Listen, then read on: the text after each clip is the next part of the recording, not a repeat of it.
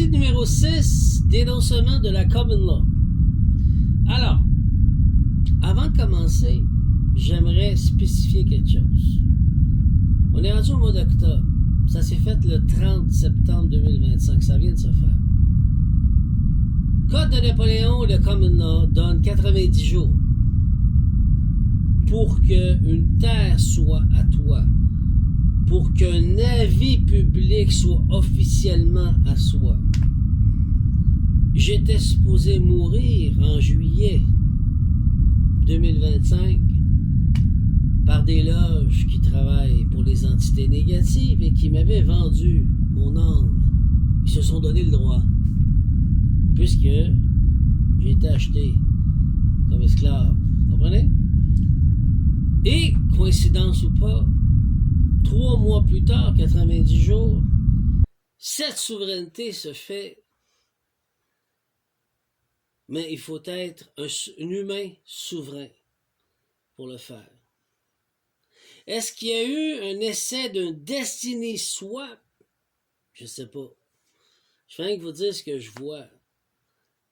Le common law et le code de Napoléon, c'est 90 jours. Un exemple, vous achetez une terre, vous allez faire un dislinxé en Haïti ou en République dominicaine, qui veut dire comme quoi que tu avises tous les voisins et tout le quartier que cette terre-là est achetée, est à toi. Tu as 3 mois, 90 jours. Puis après ça, tu as le titre de la terre. Si personne ne s'est opposé ou qu'il y a une raison valable, parce que tout d'un coup, il y a une sœur ou une tante qui a dit « j'ai pas signé », puis qui n'a pas eu entente, n'a pas été payé. Vous comprenez? C'est le même procédé pour un humain qui est souverain. Moi, j'étais destiné à mourir au mois de juillet 2025, mais ils n'ont pas été capables. Mais bon, je suis un combattant. T'as pas la faire essayer de me tuer, là. Physiquement, spirituellement, ils ont tout fait. C'est pour ça que je dénonce. Puis lui, le 30 septembre 2025, il déclare une souveraineté américaine. Ben, il faut faire une souveraineté américaine. Il faut que tu sois un humain souverain pour apporter un changement. Si tu ne l'es pas, elle ne sera pas de force. Il faut que tu sois aussi bénéficiaire des terres. Si tu ne l'es pas et tu n'es pas associé, ben, il t'arrivera à rien.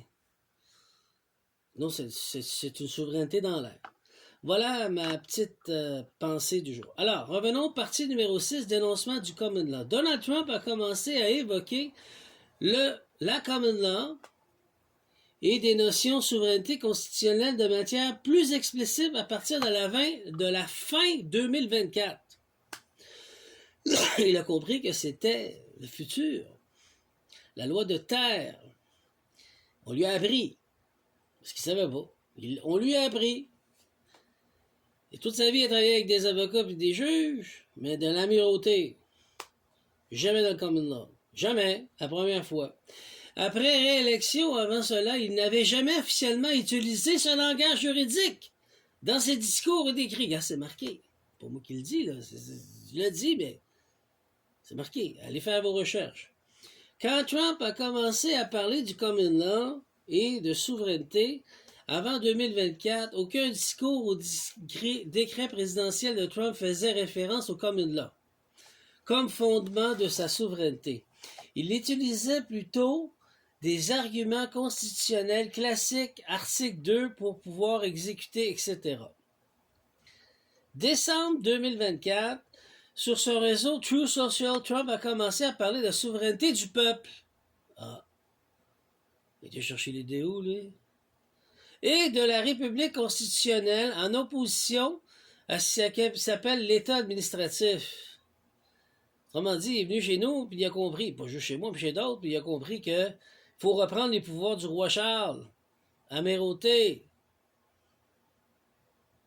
C'est le seul moyen pour se déclarer souverain. Bon, il est allé chercher ça quelque part. Vous n'avez qu'à vérifier, faire des recherches chez nous, vous allez voir. Janvier 2025, lors des institutures, il signe plusieurs décrets évoquant le retour d'une gouvernance fondée sur le droit naturel du common law. Ah ben, regardons. Ce qui marque un tournant à sa rhétorique. En septembre 2025, déclaration d'autorité de convocation et d'explication du common law comme source de droit souverain. Ce qui est une première dans l'histoire présidentielle américaine. Moi, ce que je veux dire, c'est que quand j'ai appris le common law puis le code de Napoléon, le code de Napoléon, on ne parle pas beaucoup au Québec, on n'est pas beaucoup. Mais le code de Napoléon, le common law, j'ai appris à décharger des dettes. Je dis merci à Pete. C'est Pete que j'ai appris de ça. Sur Internet, comment il faisait. J'ai pas peur de le dire. J'ai continué pour pousser plus loin. Puis après ça, ben, j'ai une autre dame qui m'a aidé. Je n'en nommerai pas pour son anonymat respectueux parce qu'elle n'est pas sur YouTube, elle. Elle m'a beaucoup aidé pour être vue, écrire des lettres, ça, puis ça, faire des lettres de change. Parce que le gouvernement au Québec et au Canada est trop gourmand, trop voleur. Définitivement. On dit que l'impôt est volontaire, mais ici, non. Ils détruisent des vies. Ils te détruisent complètement. Ils n'en ont rien à cirer. Donc, voilà. Fait que j'ai pas peur de dire merci pour ceux que j'ai appris. J'ai pas appris tout seul. Voilà. Donc, qu'est-ce que le common law? Ce contexte. Le common law est un système juridique basé sur le précédent judiciaire utilisé dans le pays anglo-saxon. Trump utilise ici dans le sens symbolique et politique pour affirmer une souveraineté naturelle immuable dépasserait les institutions modernes. Oui, parce que c'est la loi de terre. Donc oui, il a raison, c'est ça qu'il faut faire. Et il donne aucun mérite à personne, il les prend toutes. Il s'inspire théories constitutionnelles radicales, souvent liées au mouvement comme le Sovereign Citizen et partisan d'un retour à la République originelle. C'est ce qu'il faut faire. Pourquoi tu n'as rien vu avant? Ce langage du nouveau... Attends un petit peu. Son langage du nouveau... Dans sa communication officielle avant 2024, Trump ne parlait pas de common law, ni de souveraineté en ce temps. Les médias traditionnels ont peu couvert cette référence juridique, car elle était souvent reliée dans le cercle alternatif sur les plateformes comme Truth Social.